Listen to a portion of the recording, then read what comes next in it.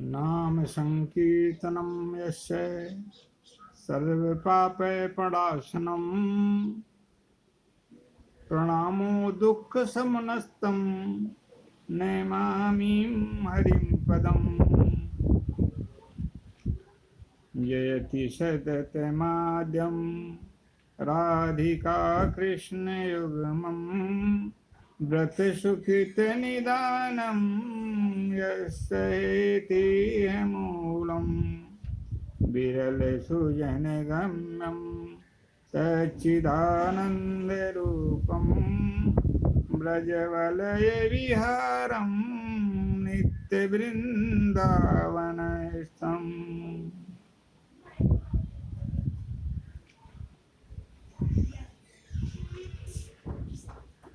Corona नामक व्याधि को उन्मूलन हेतु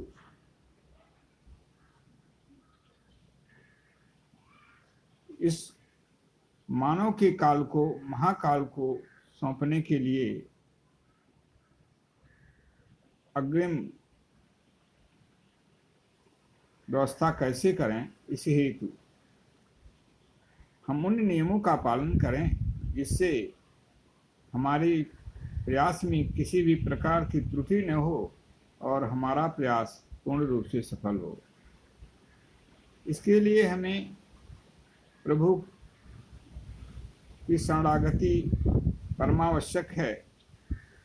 भगवान शिव, देवाधिदेव, आदिदेव, महादेव, कैलाशपति, उमापति शरणागत बत्सल हैं और सद्य प्रार्थना से, उपासना से, विनीत भाव से उनकी शरण में जाने से प्रसन्न हो जाते हैं। इसीलिए उनका नाम आशुतोष कहा गया है। अन्य युगों में जो उपासना कई हजार वर्षों के करने के बाद भी सफलता में नहीं परिणित होती थी, वह कम आयु के होने के कारण कलियुग में कलि के प्रभाव के कारण बहुत ही नाम कीर्तन मात्र से बहुत ही कम समय में ही पूर्ण फलदायी हो जाती है। और उसमें भगवान शिव की और माँ शिवा की उपासना यदि सही ढंग से नियमानुसार कर दी जाए, प्रभु भगवान शिव, जगत जननी माँ परात्पर शक्ति माँ शिवा को यदि प्रसन्न कर दिया जाए तो भारत वर्ष पूर्ण रूप से कोरोना ही नहीं अपितु आने वाले किसी भी महामारी से पूर्ण रूप से मुक्त हो सकता है। किंतु इसके लिए शास्त्र में जो नियम निर्देश बताए गए हैं उनका पालन करना परम आवश्यक है। हमारे वेद भगवान कहते हैं, सकाम साधना के द्वारा मनुष्य इहलोक का सुख और परलोक का सुख दोनों प्राप्त कर सकता है। पूरा वेद सकाम साधना एवं उपनिषद उसका अंग निष्काम साधना से ओतप्रोत है। हर युगों में व्यवस्था बनाई गई है कि किस युग में सद्य सफलता प्राप्त करने हेतु किस प्रकार से किन देवों की उपासना सद्य फलदायी होती है। यद्यपि किसी भी युग में किसी भी देव की उपासना से पूर्ण फल प्राप्त मिलता है, किंतु कम से कम समय में प्रसन्न होने वाले आशुतोष भगवान शंकर की उपासना कलयुग में सद्य फल प्रदान करती है और प्रभु सद्य माँ शिवा सहित प्रसन्न होकर भक्तों की वशीभूत होकर शरणागत बस्तल भगवान शिव, शरणागत बसला माँ शिवा अभीष्ट सिद्धि प्रदान कर देते हैं।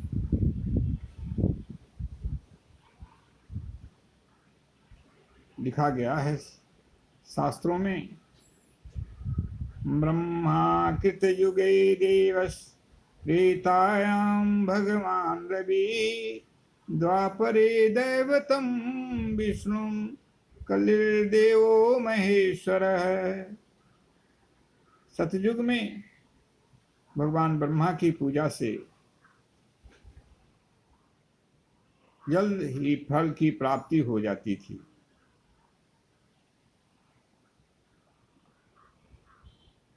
ब्रह्मा कृत युगे देवस त्रेतायां भगवान रवि, और त्रेता युग में भगवान सूर्य की उपासना सद्य फलदायी होती थी। द्वापरे दैवतम विष्णु, और द्वापर में भगवान विष्णु की उपासना सद्य फलदायी होती थी। किंतु कलिर्देवो महेश्वर, किंतु कलयुग में भगवान शिव और जगतजननी माँ शिवा की उपासना सद्य फल प्रदान करती है। इसलिए आज समय की आवश्यकता है। काल चक्र के प्रभाव से जो स्थिति बन रही है उसे कोरोना नामक व्याधि से समूल विनाश हेतु हमें माँ शिवा जगतजननी परात्पर शक्ति की एवं जगत पिता जगत की नियंता जगत की आदि कारण सदा सदा कल्याण करने वाले भगवान शिव की शरणागति की आवश्यकता है और उन्हें अपने पूजन अर्चन वंदन नमन शरणागति के द्वारा प्रसन्न करके इस विश्व के लिए संकट के रूप में उपस्थित मानवभक्षी कोरोना को समूल विनाश करने हेतु तत्पर हो जाने की एवं क्रिया में लग जाने की आवश्यकता है। इसके लिए जो नियम हैं उसके अनुसार हमें क्या करना चाहिए? भगवान का नाम का जप करना चाहिए, भगवान शिव की स्तुति करनी चाहिए, माँ शिवा की स्तुति करनी चाहिए, वंदन करना चाहिए, उनके जो स्तोत्र हैं उन्हें प्रसन्न करने के लिए उनके द्वारा उन्हें प्रार्थना करके प्रसन्न करना चाहिए। जप की महत्ता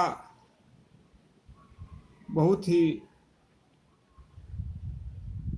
श्रेष्ठ मानी गई है, किंतु जप के विधान क्या हैं इसे अग्नि पुराण में जो वर्णन मिला है उसका आप सभी लोग अवलोकन करें।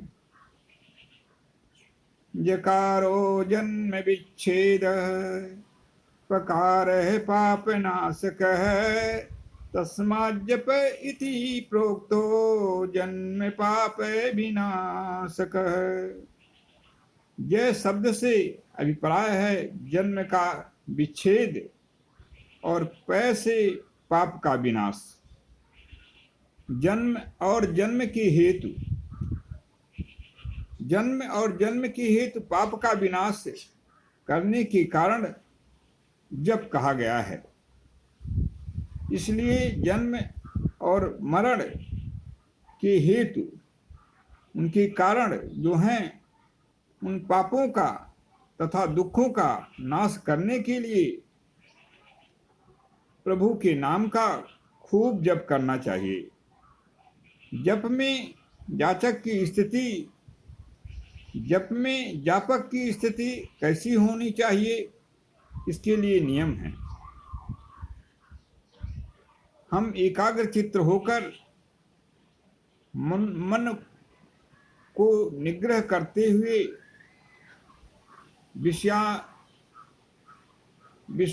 विषयानुचरण से दूर करते हुए मन को उस इष्ट में लगावें और उसी अनुसार जाप करें। उसके नियम के अंतर्गत बताया गया है।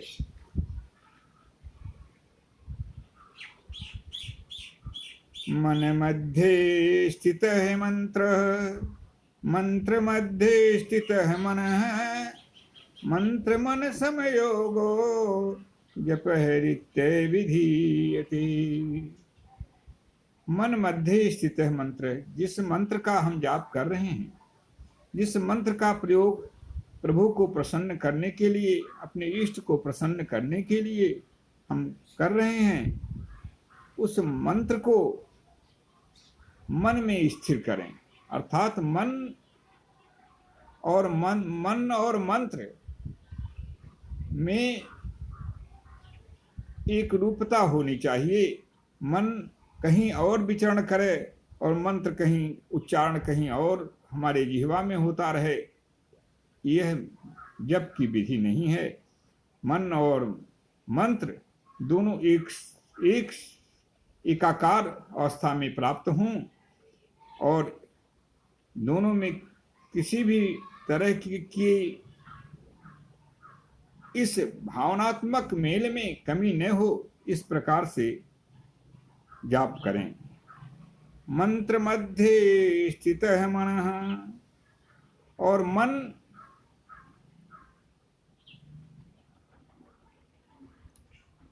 मंत्र जो है जिसका हम जाप कर रहे हैं, जिसका हम जप कर रहे हैं, वह मन मंत्र के मध्य में, मंत्र के बीच में स्थित हो जाए। अर्थात मंत्र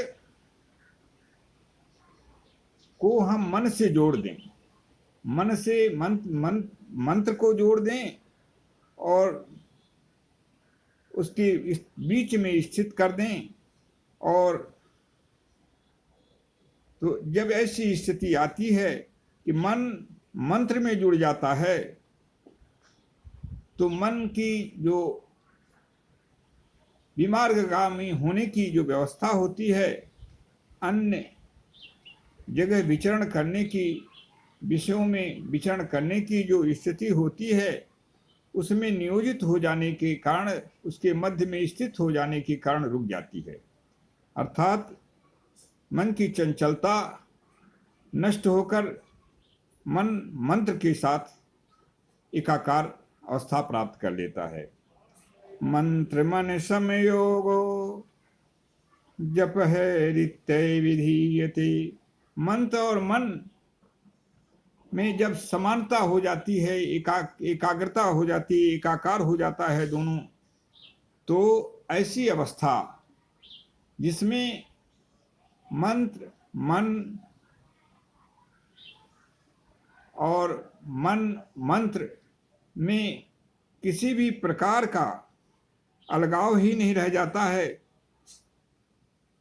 एकाकार हो जाता है, उस समय जब अपने इष्ट की आराधना जप हम करते हैं, तो वो जप सार्थक जप में बदल जाता है और उस जप का पूर्ण फल साधक को प्राप्त हो जाता है।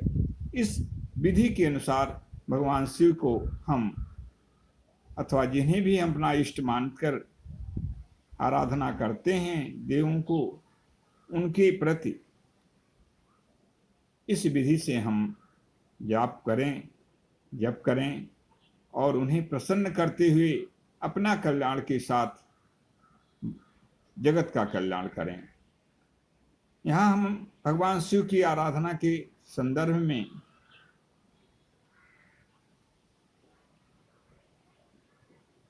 आप लोगों के समक्ष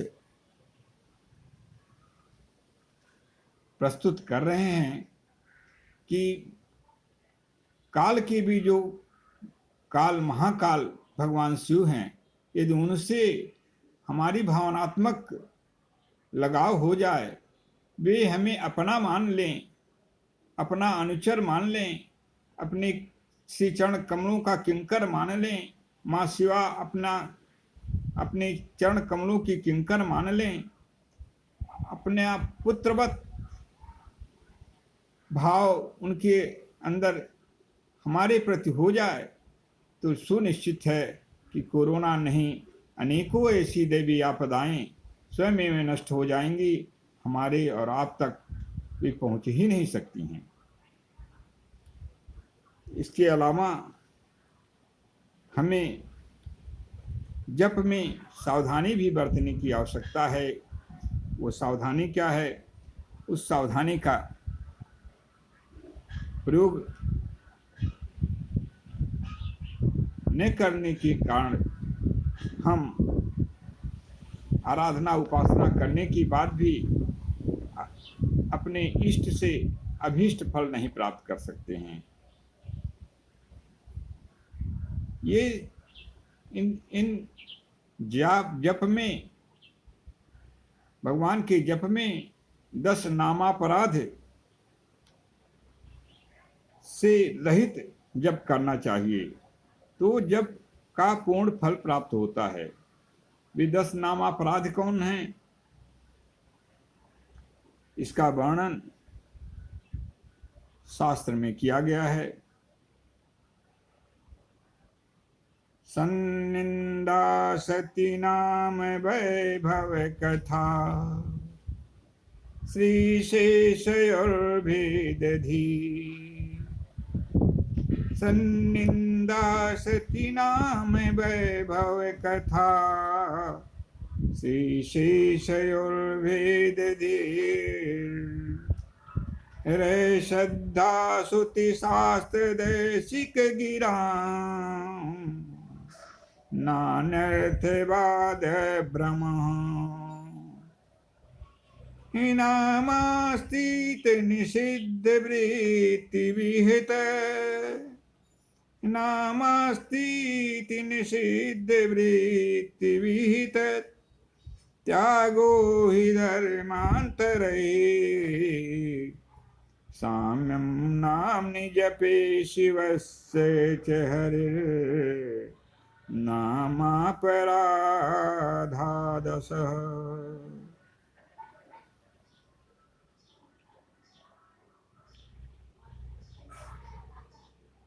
इसके अर्थ हैं कि कौन कौन से जप में 10 नामापराध से अलग होकर के जप करने से पूर्ण फल प्राप्त होता है, उसका पालन करते हुए हम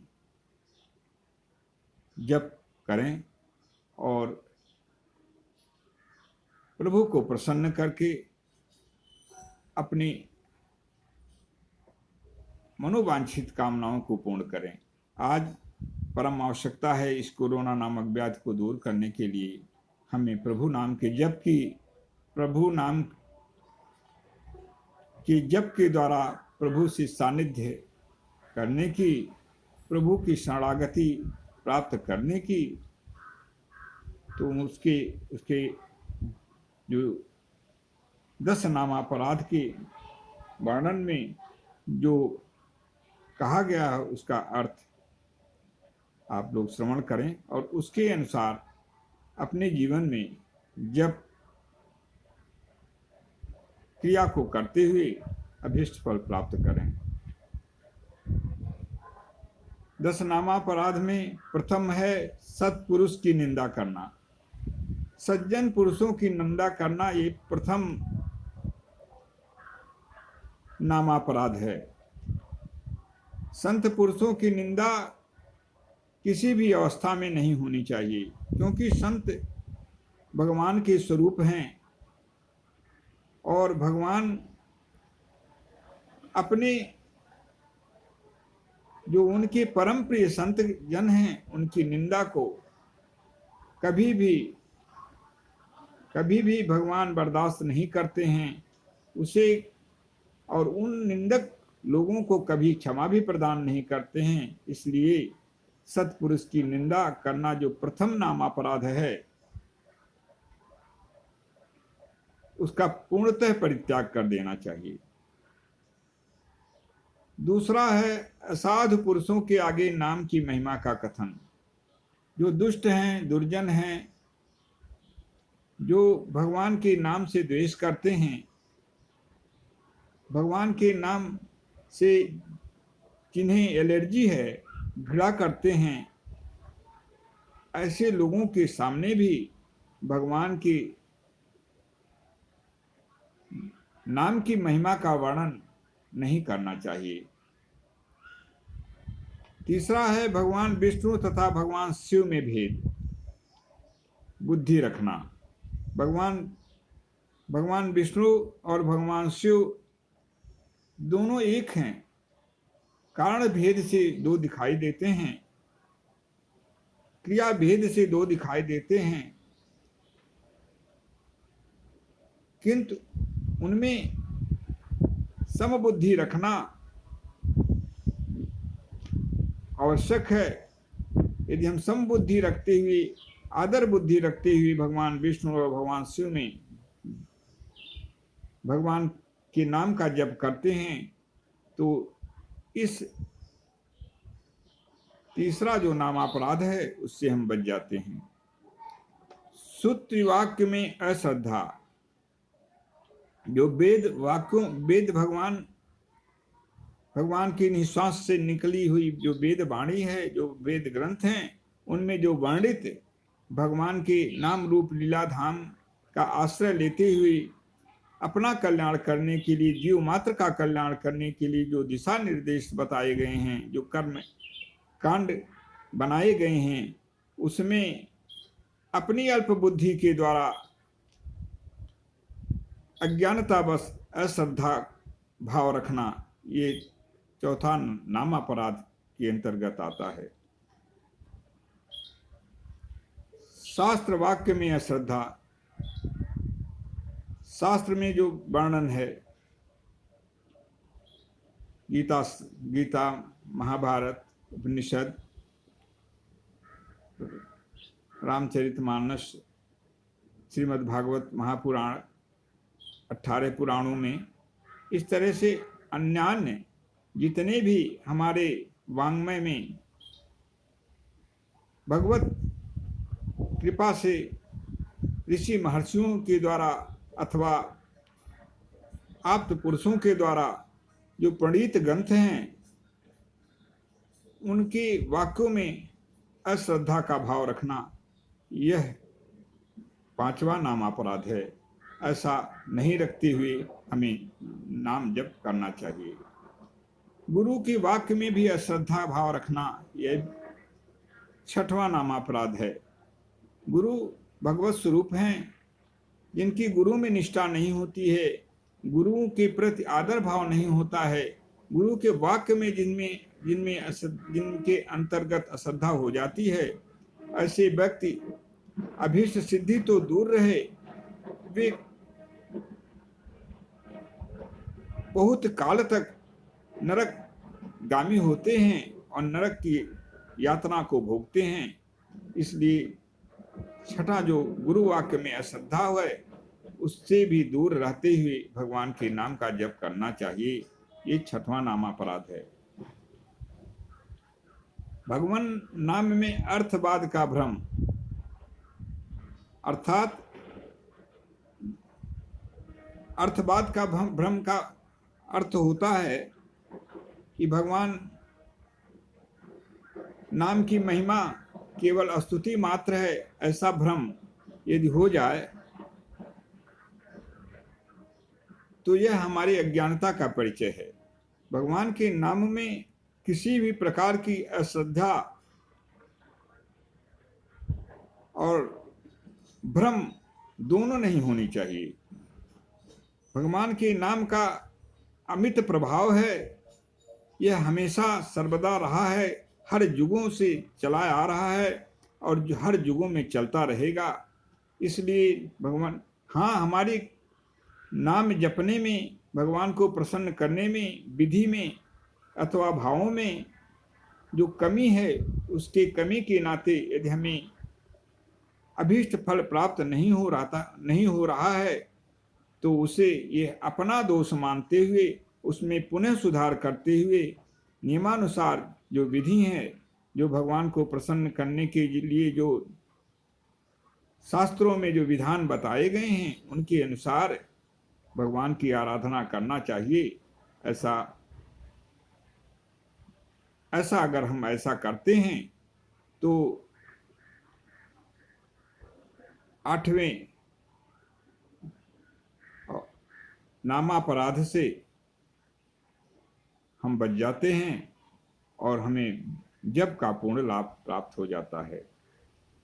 अनेक पापों को नाश करने वाला नाम मेरे पास है, इस विश्वास से जो शास्त्र के विहित कर्म हैं उनका त्याग कर देना और विधि शास्त्र के नियमों का अतिक्रमण करना, उल्लंघन करना, उनके विपरीत आचरण करना, नाम के को यह मानते हुए कि भगवान नाम तो मैंने जप कर ही लिया है, अब मुझे किसी तरह की कोई भय नहीं है, और ऐसा सोचकर यदि हम शास्त्र की अवहेलना करते हैं, शास्त्र द्वारा जो बताए गए विहित कर्म हैं उनका परित्याग करके भगवान नाम का जप करते रहते हैं, तो यह 9वां नामापराध की श्रेणी में आता है। वह हमें फल की जगह पर नरक की यातना भोगने के लिए बाध्य कर देता है, क्योंकि लिखा गया है शास्त्र में, ये नर नाम प्रताप भल करत पाप नित्या, ये नर नाम प्रताप बल करत पाप नित्या, ते सब नरक में जात हैं अमिट सुदुष कर पाप। जो नाम के बल पर भगवान के नाम का प्रभाव का यह मान करके पाप में रत हो जाते हैं, पाप कर्मों में जिनकी रति हो जाती है, आसक्ति हो जाती है, पाप कर्मों के निरंतर करते रहते हैं और भगवान नाम का जप भी करते रहते हैं, वे लोग नरक की गामी होते हैं, क्योंकि ये दुष्कर पाप है। नामापराध में इसकी गणना की गई है और यह जघन्य पाप के अंतर्गत आता है, क्योंकि भगवान को जानने के बाद, भगवान नाम को लेने के बाद तो पाप स्वयं मिट जाते हैं। इसके बाद भी यदि हम ऐसा करते हैं तो घोर प्रज्ञापराध के पाप के भागी होते हैं और उसका कोई भी प्रायश्चित भी नहीं हम कर पाएंगे। ऐसी दोषपूर्ण स्थिति हमारे शरीर की बन जाती है। इसलिए ऐसा जो 9वां नामापराध है उसे अलग करते हुए हमें भगवान नाम की जाप को करना चाहिए। 10वां अन्य साधनों या शास्त्र विहित कर्मों के साथ भगवान के नाम की तुलना करना। करने का मतलब जो अन्य साधन जो बनाए गए हैं भगवत प्राप्ति के लिए या शास्त्र में जो लिखे गए हैं, जिन कर्मों के द्वारा हम भगवान को प्राप्त करते हैं, जो साधन है, वे जो शास्त्र के नियम निर्देश हमारे जीवन को कल्याणमय बनाने के लिए, उन साधनों को भगवान के नाम के से जोड़ के समान मान लेना कि ये भगवान के नाम के सदृश ही हैं, यह मानना भी 10वां नामापराध है। इस प्रकार से जो नामापराध है जो 10 प्रकार के बताए गए हैं, इनका अपने मनसा वाचा कर्मणा तीनों तरह से परित्याग करते हुए यदि हम भगवान नाम का जाप करते हैं, भगवान नाम संकीर्तन करते हैं, भगवान के नाम रूप लीला धाम से जुड़ते हैं, भगवान की आराधना करते हैं, तो हमें निसंदेह 100% फल प्राप्त होता है। इसमें किसी भी प्रकार की थोड़ी भी संदेह की गुंजाइश ही नहीं है। एकाट सत्य है कि भगवान नाम, प्रभु का नाम हर जीव के लिए ऐहिक सुख और पारलौकिक सुख दोनों प्रदान करता है। माता जगत जननी का नाम जप, नाम संकीर्तन, ध्यान, पूजा पाठ, अभ्यर्चना, अर्चना, वंदन, नमन, प्रार्थना, उपासना ऐहिक सुख और पारलौकिक सुख दोनों को प्रदान करता है। इसलिए हमें भगवान के नाम में जाप करते समय 10 नामापराध को पूर्ण रूप से परित्याग करते हुए अपने जीवन को सार्थक बनाने हेतु जप क्रिया को संपन्न करना चाहिए। हम प्रकृति को, जो ममतामयी माँ देवी माँ प्रकृति हैं, उनसे हम दूरी बनाते हैं, उन्हें हम आघात पहुंचाते हैं।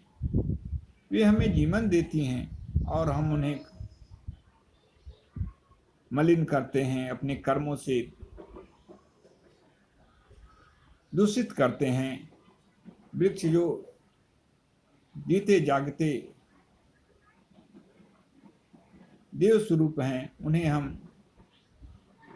काटने का काम करते हैं, प्रदूषण से उन्हें भरते हैं। आज स्थिति बन रही है कि वृक्ष भी या प्रकृति भी, जो भगवान ने मानव को अपना प्रतिनिधि बना करके प्रकृति के द्वारा समस्त उनकी उपादानों का उपभोग करने के हेतु तथा उन्हें रक्षा करने हेतु भेजा, आज वह मानव प्रकृति के साथ एक शत्रुवत व्यवहार कर रहा है और प्रकृति के प्रदूषण से उत्पन्न अनेकों व्याधियों के कारण आज पूरा संसार, पूरा जगत अनेकों व्याधियों से संतप्त हो रहा है। उसी में एक कोरोना नामक जो दुर्दमनीय व्याधि के रूप में आज प्रस्तुत है, उसे हम भगवान शिव, जो कालों के भी महाकाल हैं, उन्हें समर्पित करें, अर्थात भगवान शिव और माँ शिवा को प्रसन्न करें। इसके लिए हम क्या करें, कौन सा प्रयोग करें, इसके लिए हमें और आपको प्रतिदिन ऐसी आपात स्थिति में भगवान शिव के मंत्र, मृत्युंजय मंत्र का जाप करें। महामृत्युंजय मंत्र का यदि हम जाप नहीं कर सकते हैं, थोड़ा बड़ा मंत्र है, तो लघु मृत्युंजय मंत्र का ही जाप करें। ओम जूम सह, इस मंत्र का 108 बार नित्य क्रिया में जाप करें और भगवान शिव के इस महामंत्र के जाप से निश्चित ही यह मृत्युंजय मंत्र, मृत्यु रूपी जो काल है के रूप में प्रस्तुत कोरोना है, जो असमय में लोगों को काल की कवलित बना रही है, उसका पूर्ण रूप से विनाश हो जाएगा। भगवान शिव के पंचाक्षर मंत्र का ओम नमः शिवाय मंत्र का जाप करें, जिससे भगवान शिव, आशुतोष भगवान सदैव प्रसन्न होकर अपनी असीम अनुकंपा, अपनी असीम कृपा को प्रदान करते हुए हमें, आपको एवं समस्त सृष्टि को अनुग्रहित करके इस त्रासदी देने वाली कोरोना नामक व्याधि से मुक्ति प्रदान कर देंगे, सुनिश्चित है। भगवान शिव के अनेकों और भी प्रयोग हैं, मंत्र हैं, जिनका प्रयोग करके हम उन्हें प्रसन्न करते हैं और करते आ रहे हैं और करते रहेंगे। जन्म जन्मांतर तक की ये व्यवस्था चलती रहेगी। जैसे रुद्राष्टक मंत्र का जाप करें, प्रार्थना करें प्रतिदिन, किंतु यह नित्य नियम के अंतर्गत होना चाहिए। एक बार ही यदि हम ऐसा करते हैं तो ऐसा संभव नहीं है, क्योंकि हम अनेकों जन्मों के पाप और किए गए पुण्य के कारण विभिन्न योनियों में जन्म लेकर अपने जीवन को यापन करते हैं। जो 84 लाख योनियों में सबसे श्रेष्ठ मानव योनि है, जो भगवान की अहेतुकी कृपा से प्राप्त हुई है, और भगवान ने अवतार लेकर उन योनियों में मानव को उसके कल्याण हेतु तथा समस्त सृष्टि के कल्याण हेतु आचरण करते हुए, कर्म करते हुए दिशा निर्देश जारी किया। उन नियमों को पालन करते हुए भगवान की कृपा प्राप्त करते हुए अपना कल्याण, पूरे भारतवर्ष का कल्याण एवं समस्त विश्व के कल्याण के पुण्य के भागी बने। संतों में भगवत दर्शन करें,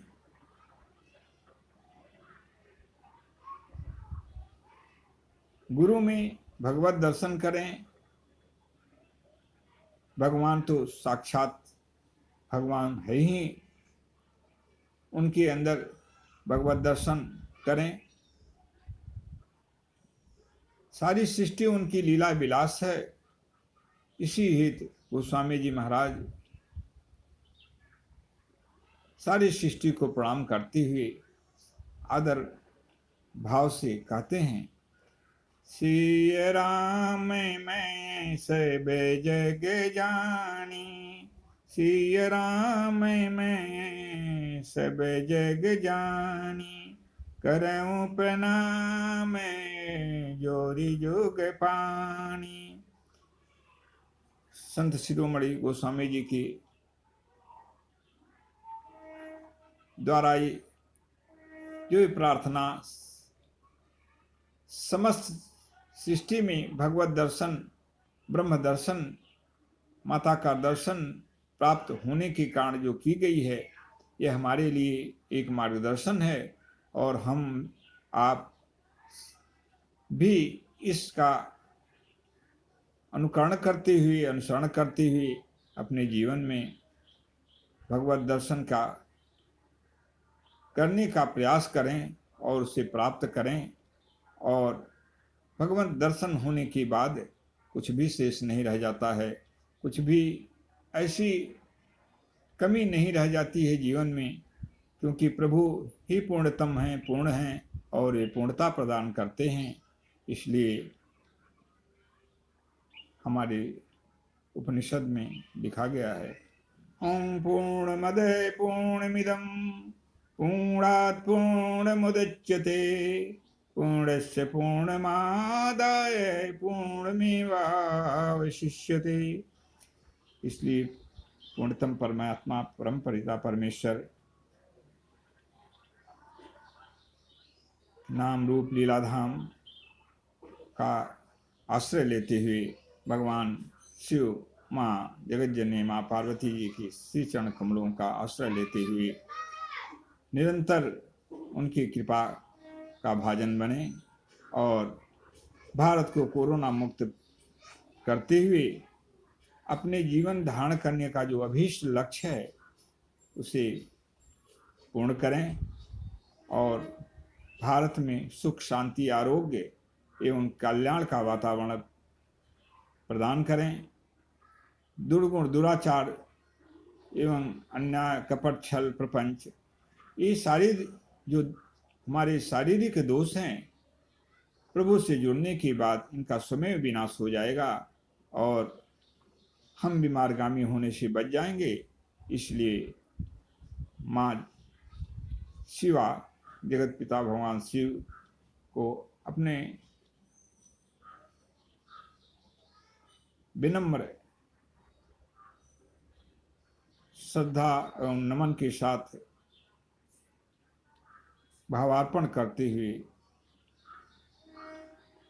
हम प्रभु से, माँ शिवा से, भगवान शिव से प्रार्थना करते हैं कि हे जगत पिता, हे जगन माते, समस्त सृष्टि ही आपकी संतान है। अज्ञानता अथवा ज्ञान जो भी प्राप्त है जीव को, उससे आप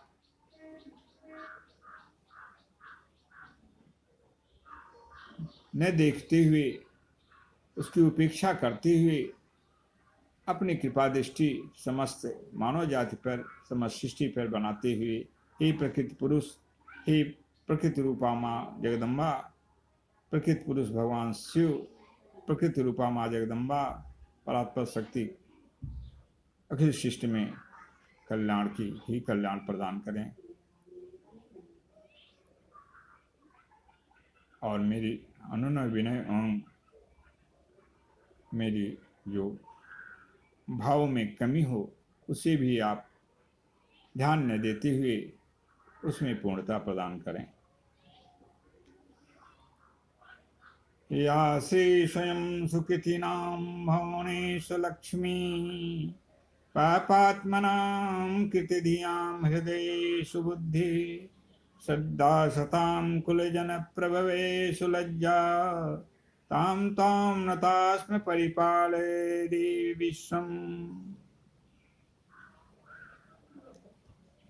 तेरे सिवा जगते में, तेरे सिवा जगते में न कुछ भी है माता, तेरे सिवा जगते में न कुछ भी है माता, तुम्ही लोक की रक्षिका जननी माता, तेरे सिवा कुछ भी जगत में न माता, तुम्ही लोक रक्षिका हो जननी माता, सकल लोक रक्षा, सकल लोक रक्षा करो अम्बे माता, सकल लोक रक्षा करो अम्बे माता, कोटि सह वंदन